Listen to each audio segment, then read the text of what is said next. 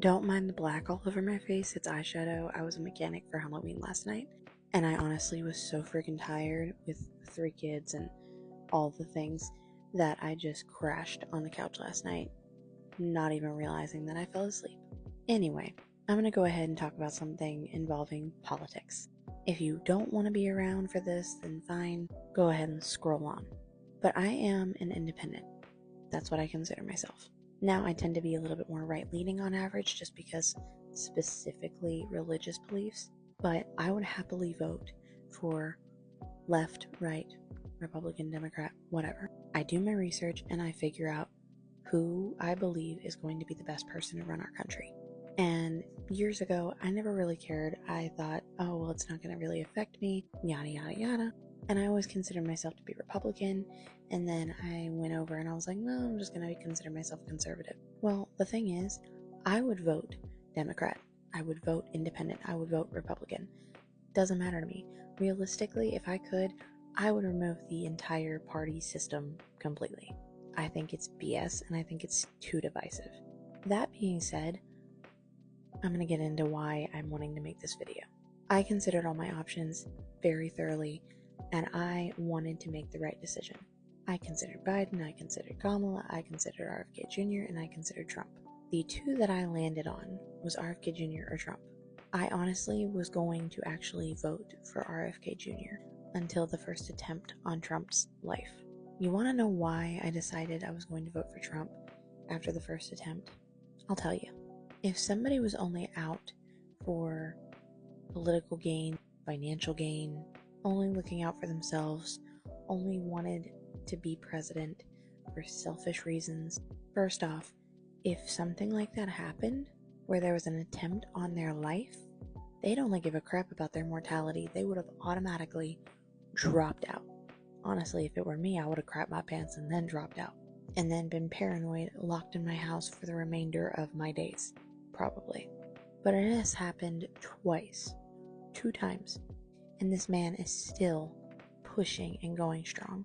So not only does that tell me that he doesn't care about himself, this isn't for selfish reasons. That's the first thing. Second thing, if you want to sit there and claim that he's only doing this for financial gain, first off, what does he really have to gain financially? I mean, realistically, he didn't take any of the money and keep any of the money from his presidency. It got donated. So obviously not for political gain. Now, it is said all the time, well, he filed for bankruptcy, but if you understand how finances work and how businesses work, it's not because you don't have money. It's not because you manage your finances well or poorly. You'd be surprised all the reasons why people file for bankruptcy and the reasons behind it. Again, that's a completely different point. The other thing is, if he truly is as dangerous and all the things that they claim, he would have done the things that you're claiming that he would do in his first 4 years. Even so, let's just say hypothetically, if he is going to just out of nowhere be this horrible dictator Nazi person, what makes you believe he will do that?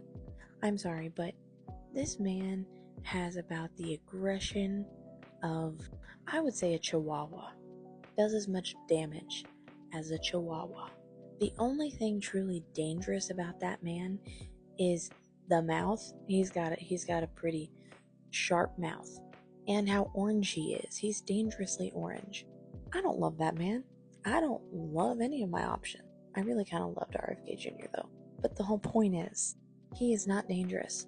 Yeah, he might say some stupid stuff, and yeah, he might have strong beliefs, but so does Kamala. And if you are going to be completely honest with yourselves, if you look at, let's say, was alive to this day, right? And you had all these people saying all these horrible things about, you wouldn't make it past a 24-hour timeline after saying these things. Your time would be numbered. He wouldn't allow you to say stuff like that. It would be shut down, okay? He'd make it happen. That man was pure evil. And you're wanting to compare, which first off, I truly believe is really just disgusting to even try to make the comparison. That man was a psychopath, okay? Anyway, that's another one of the arguments I have. I can make arguments all day as to why Kamala would be worse in office, why Trump would be better in office. I could go and do that all day. I can even tell you what Kamala could do that Trump couldn't that might better the country. Same with RFK Jr. I could go on all day about it, but I'm not going to. I went and voted for Trump. Early voting, it was like a day or two after early voting started, and I went and voted. And I voted for Trump. Proudly, I will say that.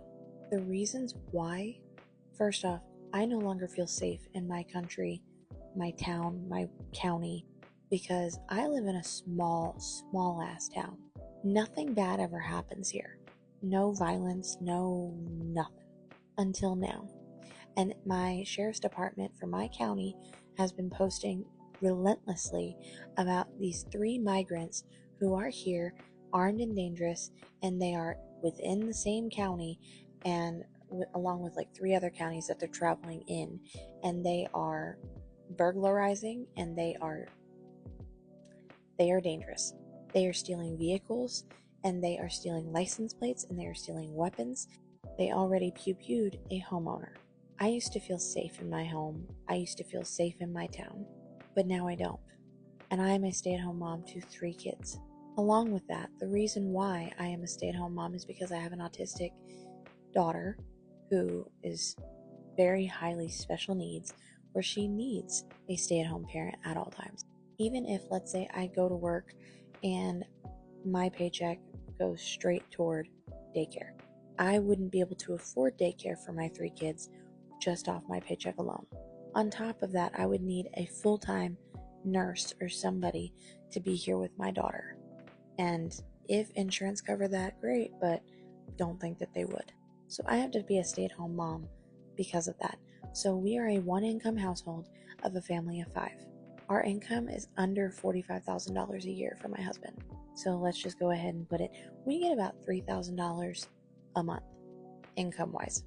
That being said, for a long time, my mom and my dad were having to buy my kids diapers, wipes, formula, food, all of the things, because we couldn't afford it. We couldn't afford bills and rent and all the things, along with trying to pay for a car, because we needed to buy a car that was going to fit 3 car seats. Well, now that we're actually starting to be able to afford our kids' diapers and stuff again, we still can't go grocery shop for ourselves. So on average, my husband and I are not eating much. We are only able to afford these things because we can't afford to pay on our car. So we're going to be losing my car here soon. But really, still can't afford to get groceries. We can afford to get maybe milk, bread, eggs, and then that's about it. Then we really wanted to go and we wanted to buy our own house, get into our own home, a bigger home that fits our family, because we are in a 2-bedroom, 1-bath apartment. But because we can't afford to pay really anything, our credit is tanking. With bad credit, you can't get approved for a loan, so we wanted to go through the USDA. Well, after the application and everything was done, we got contacted by the USDA, and they were like, oh, hey, Congress is no longer funding the USDA right now, so we can't really help you. So the only way we'd ever actually be able to buy a home on our own is through the USDA, and that's not going to happen. So we don't feel safe, can't buy groceries, and can't afford to get into our own home. I think that was the only stuff, but I could be wrong. Anybody who wants to sit here and say that we are better under a Harris-Biden economy is lying, or they're just rich and they haven't had to worry about a damn thing. We are truly low income, but yet we apparently make too much money to be getting money for like food stamps and stuff like that. You think Trump doesn't care about the American people? He's actually done things for the hurricane victims. He was out there with the hurricane victims. What are Biden and Kamala doing? Giving $4,000 to illegal immigrants once they come over into our country, and giving the hurricane victims $750. Make it make sense. I'm sorry, I'm not going to support somebody who won't put the American citizens first. That amount of money should be reversed. Anyway, that's just my 2 cents. That's just my opinion.